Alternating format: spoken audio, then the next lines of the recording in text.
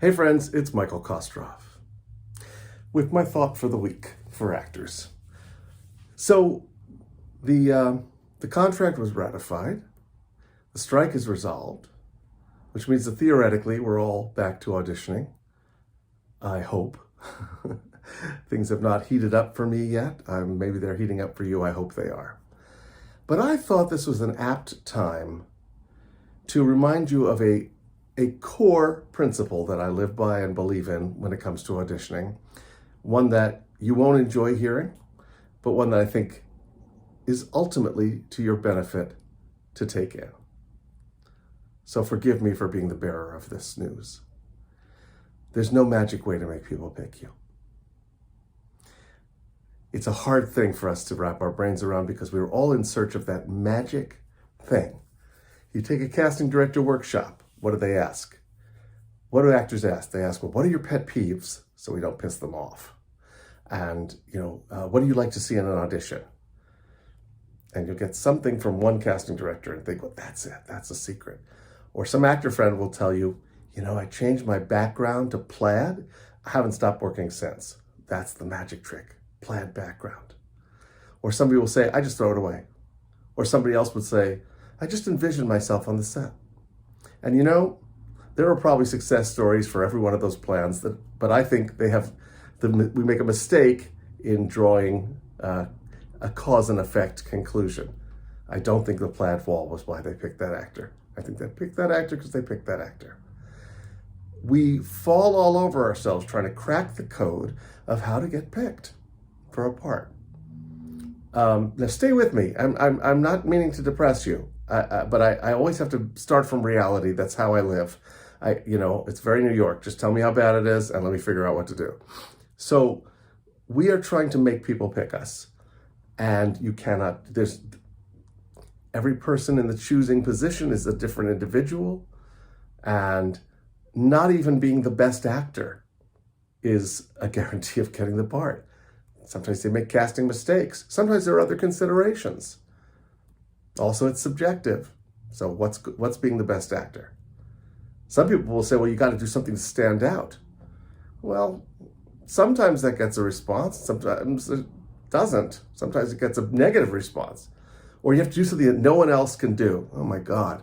I don't know how to know what everybody else is doing. That's all way too exhausting. And friends, I insist, it's not effective. And sorry, neither is positive thinking. You can put it on your vision board. You can envision it. You could put affirmations on your bathroom mirror. You still can't force somebody to choose you.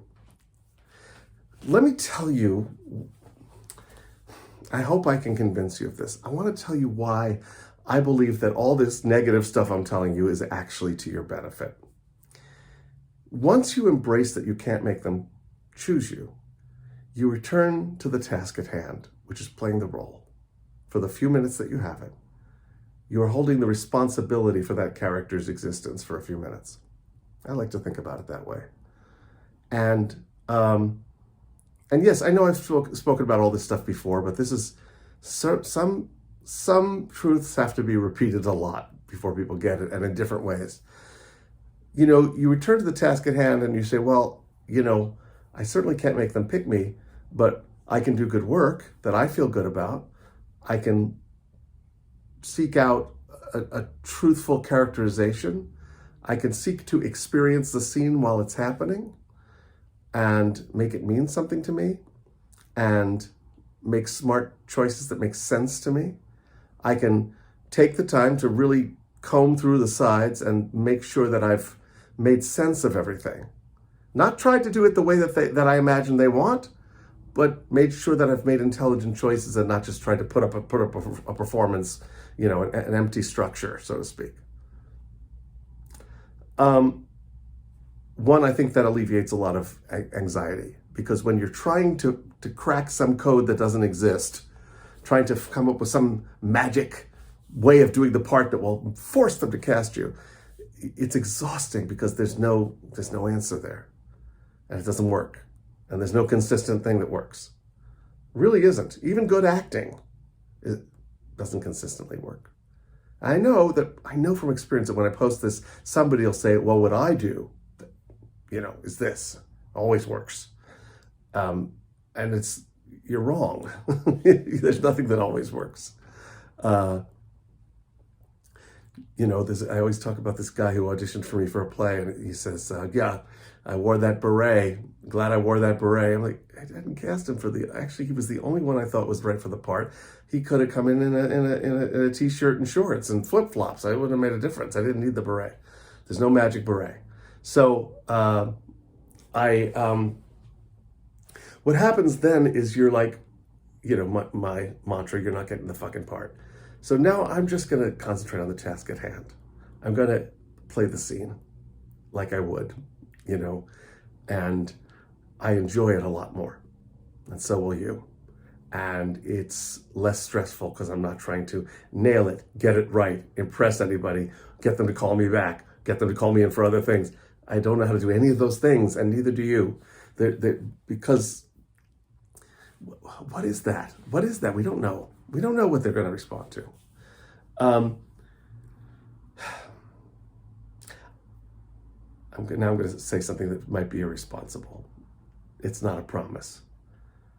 But I find that those performances, I think, get better responses because you don't want to watch an actor trying to get a job. You want to watch a spy trying to crack the case. You want to watch a mother trying to get her kids to come in for dinner. You want to watch, a tailor figure out how to take in the suit. You want to watch that and believe that that's what's going on. You don't want to watch an actor desperately trying to figure out what's the right read to get a job. So I think that, I will just say, I think there are better results from enjoying the process without trying to manipulate it. Investing in your work and not the outcome. And that's hard. That's hard, especially when you've been on strike for 6 months, when you've been out of work for 6 months. I know that we all want to work. I know we all want to work. I'm saying that all these things we try to do to manipulate the outcome are not working. They're not resulting in employment. Wearing a beret or painting your wall a certain color or wearing a certain shirt or, it's not having the results that you're promising yourself it will have. So instead of trying to magically make someone hire you, just do good work that you like, have a good time doing it, enjoy the process, hold that character for the time that you have it, and then move on. The math is against you. Most of the time you don't get hired. Most of the time I don't get hired. So I want to enjoy the process as much as I can. And I want to feel like an actor as I'm doing it. So I hope that doesn't discourage you. I hope it encourages you. I think freeing ourselves from that, it should have a freeing effect to think of it that way. But as always, I'd love to hear from you. I don't say this often, but every once in a while I want to remind you that these videos are just something I do as a gift to the community, and I don't need anything for them. I don't ask anything for them. And so I hope that you will share them with people who might benefit. If you like what I'm saying, share them with other actors. Once in a while, I'll do a plug for a book or a class or something, but mostly I'm just doing this because I love actors. And also because we're solving the mysteries together, I feel. I'm always trying to learn more about what we do and how to do it better and more happily, with more joy. So, all right, friends, I'll be back next week. Meanwhile, disagree with me or agree with me, and leave your comments. I always enjoy reading them. I really appreciate them, including the disagreements. So feel free to tell me about your vision board and how it always gets you a job. And I'll see you next week. Take care. Bye.